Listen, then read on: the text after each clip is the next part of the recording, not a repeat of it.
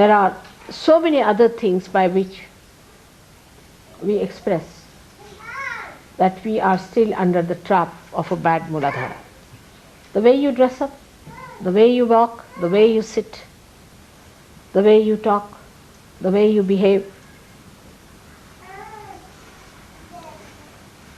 to impress other people and to be impressed by other people in Sahaja Yoga itself. The only impression that should really work is the height of ascent that others have achieved. You can do it, it's not difficult. When the Kundalini can rise with all such shattered Mooladharas, I'm sure you can cure your Mooladhara completely.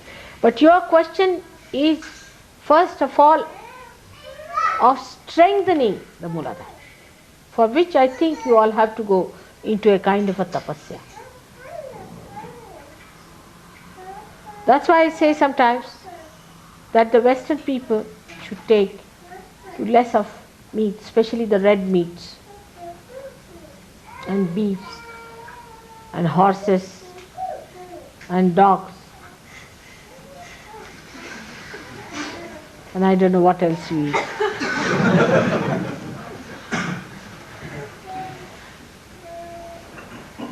Take more to vegetarian food. I am not saying vegetarianism, you understand that. Take more to things which do not give you so much heat in the body. Even fish is very heaty. So take to a life which is in a way ascetic, but don't take to these horrible health foods also. And I can't tolerate them, I tell you. They are not meant for human beings, but for animals, I think. They churn your stomach completely, it's horrible. This country store thing I took once and I said, had enough of it. Country store, the whole country went into my stomach, I think. So for you people, you have to go. Those who are suffering from Mooladhara must know that food does make a difference in the powers of Mooladhara. So if you have to get it cured, first of all, you have to soothe it down. It is overexcited. Overexcited. Any man you touch, any woman you touch, woman you look at, I just don't understand. It's worse than monkeys. Horrible. You have to soothe it down, cool it down, so that Ganesha bestows his blessings upon your Mooladhara. There's no grace. But it's not so outside that I can say that you must respect yourself. It cannot work out with those words, I know.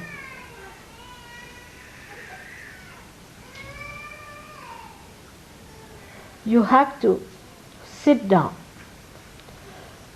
do meditation, and try to soothe it down.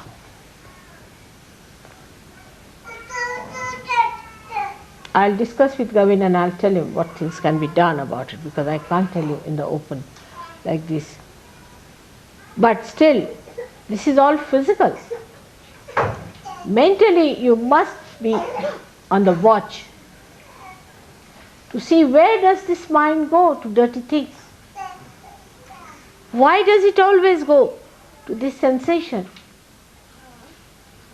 See the birds, see the flowers, see the nature, see the beautiful people. Just see them. Another horrible thing in the West is that the women must expose their body to get men excited. Men do the same, I think. They always try to excite each other and live in a stupid excitement.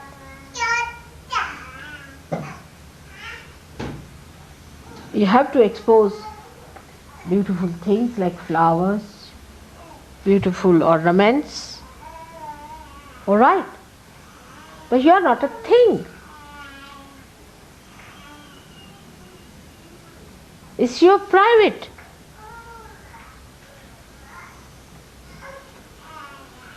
Property. You don't put all your gold on the streets, do you? Better try that sometimes. You will mind people plundering your gold, but you don't mind your chastity being plundered. Everyone looking at you with dirty eyes. You don't feel insulted because ego is a dirty stuff. It does not mind. It feels happy that people are watching you. They are plundering you. They are looting your chastity.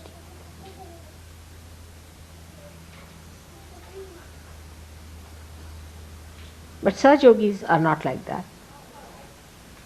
But still I must say, you must cleanse your hearts, cleanse your minds. Take yourself out of it.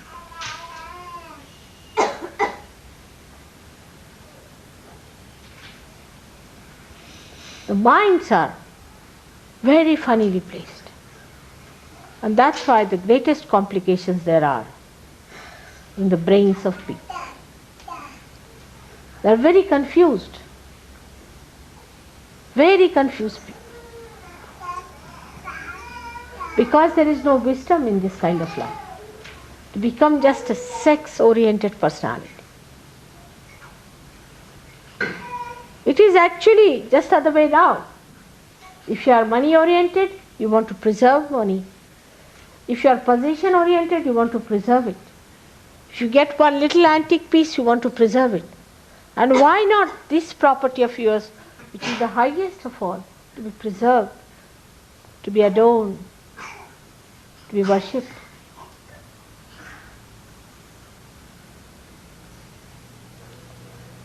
I am quite worried on that point, that secretly people are indulging into such things.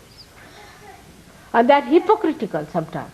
They don't mind being hypocritical about it. They are Saj Yogis, all right. But in this matter, they think they can go about the way they like. And sometimes some of them say that Mother has said it's all right. I never said so. This one point I cannot compromise is this. You must have a chaste outlook towards yourself, towards your life, towards your being, towards your personality. You are saints. And if a saint doesn't have a good character, I call it the character, the essence of character, is not a saint.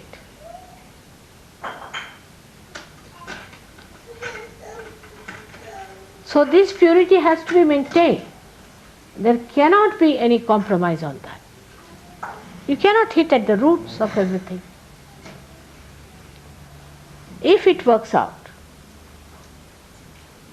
in a collective way, nobody cheats oneself, nobody deceives oneself,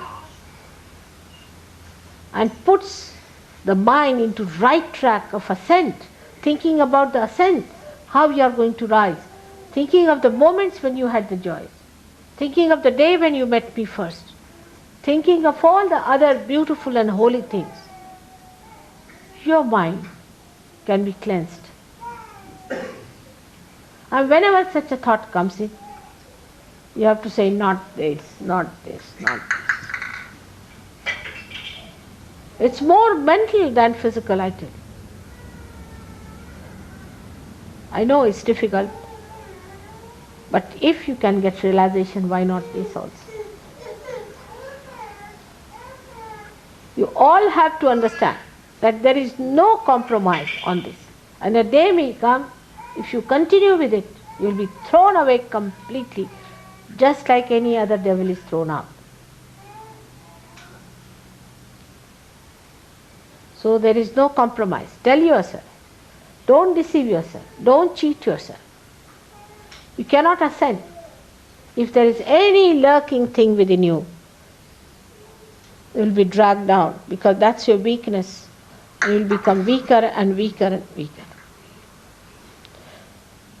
Only question is, where is your attention? Divert.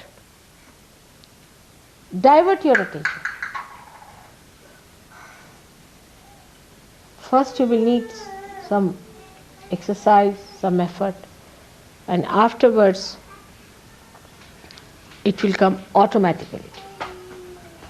You won't have to exert. You won't have to worry. On the contrary, it will become impossible how to be otherwise. So much conditioning is there. We have played into the hands of conditioning. We have ruined ourselves. This conditioning is the subtlest of all and the worst of all. It's impossible to combat in Sahaja Yoga unless and until you individually take up the responsibility of looking after it.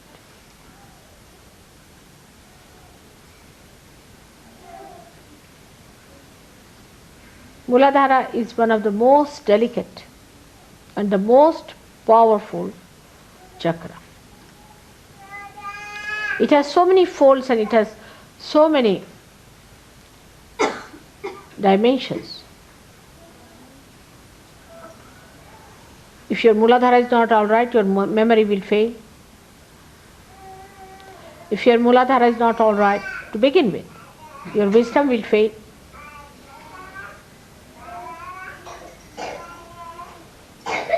You will have no sense of direction. The insanity that is now crawling up in America before they become 40 years of age is because their Mooladharas are around. Most of the diseases which are incurable come because of weak Mooladharas. On the physical side. On the mental side, most of the mental problems, disorder, most, I would say 90% are due to weak Mooladhara. If a person has a strong Mooladhara, powerful Mooladhara, it doesn't get into trouble. Because you know there's a very strong hold of that Mooladhara on the back here. And when your mind goes off, you blame the brain. It's not the brain. Mostly it is the Mooladhara. So for physical safety and for your emotional safety also, you have to have a sane type of attitude towards Mooladhara. That's why I'm very anxious that you all should get married. And after marriage, after a few days, you find that your attention start diverting to other problems of married life. But not if you are not a Sahaja Yogi. Because the sensationalization has become the main theme of the modern life. When you are tossed about on the rough sea of all these deliberate actions of the people. Media, books, ideas, everything creates this horrible, excitable temperament with you. Such a person doesn't have any patience, doesn't have any balance, actually is hypocritical and has a very bad left Vishuddhi. So many complications take place with it. Before realization, forget the past. Whatever you have done, forget it. Just don't worry. But remember one thing, that you have damaged your Mooladhara, so you have to look after it. You have to soothe it down. You have to bring it to normalcy. You have to make it a healthy, balanced center so that Sri Ganesha can rule over it.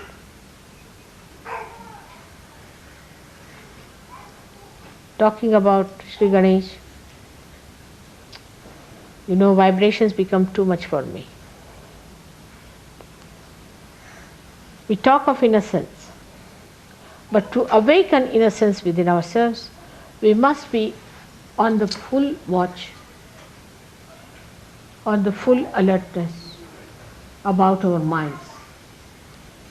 What is it thinking? Where is it going? Where is this thief going? Is he trying to do some tricks? Is he up to some tricks? All right. You have to be alert, very alert. I've been thinking of talking about it since long. But now I have to tell you one thing, that you'll be exposed. That is another quality of Mahamaya.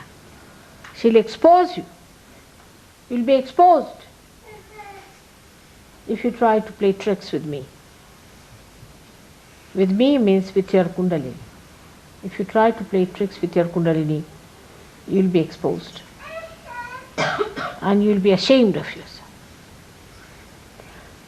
So please be careful, very careful about it, that you again make your Mooladhara very healthy and powerful. May God bless.